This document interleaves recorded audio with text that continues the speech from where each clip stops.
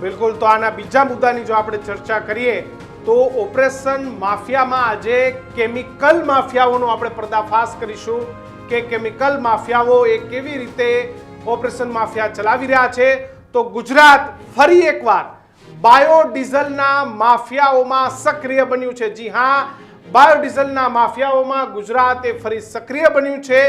કરોડો રૂપિયાની ટેક્સ ચોરી દીક્ષિત આ માફિયાઓ કરી રહ્યા છે। બિલકુલ, તો કરોડો રૂપિયાની મેં પહેલા જ કીધું, 1-2 રૂપિયા નહીં, કરોડો રૂપિયાની ટેક્સ ચોરી છે તે આ માફિયાઓ છે તે કરી રહ્યા છે અને દરરોજનું કરોડો રૂપિયાનું આ બાયોડીઝલ ગુજરાતમાં ઉતારવામાં આવે છે। મેં પહેલા હિન્ટ આપી દીધી હતી કે ગુજરાતમાં અલગ અલગ જગ્યાએ આ બાયોડીઝલ પહોંચાડવામાં આવે છે અને કિશનના બાયોડીઝલની જો વાત કરવામાં આવે તો પ્રદીપસિંહ જાડેજા જ્યારે તત્કાલીન ગૃહમંત્રી હતા ત્યારે તમામ જગ્યાએ આ બાયોડીઝલ છે તે બંધ કરાવી દેવામાં આવ્યું હતું, રેડ પાડી દેવામાં આવી હતી। પરંતુ આ જે ટેન્કર જઈ રહ્યા છે તે ટેન્કર તો અમે તમને જીએફએક્સના માધ્યમથી તમને બતાવી રહ્યા છે, પણ આવા જ ટેન્કર રોજના કરોડો રૂપિયાની ટેક્સ ચોરી સાથેના ટેન્કર અત્યારે ગુજરાતમાં ફરી રહ્યા છે।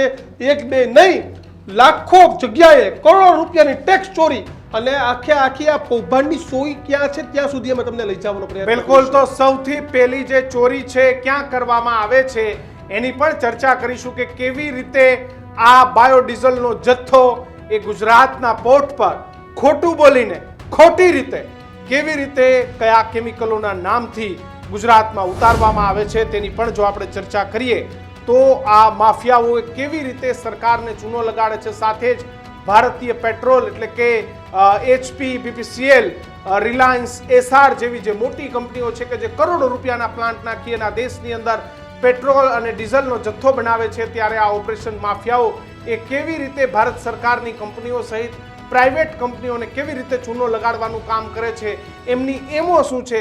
ખરેખર તો આ જે ડીઝલ જે અહીં વેચવામાં આવે છે તે અહીં લીગલ નથી, પરંતુ એ ડીઝલને ખોટી રીતે કેવી રીતે આપણા દેશના પોર્ટ પરથી આ માફિયાઓ દીક્ષિત અહીં ઉતારે છે। મિત્રો, આવા જ વિડીયો અને શોર્ટ્સ જોવા માટે આજે જ અમારી ન્યૂઝ રૂમ યુટ્યુબ ચેનલને સબસ્ક્રાઇબ કરો।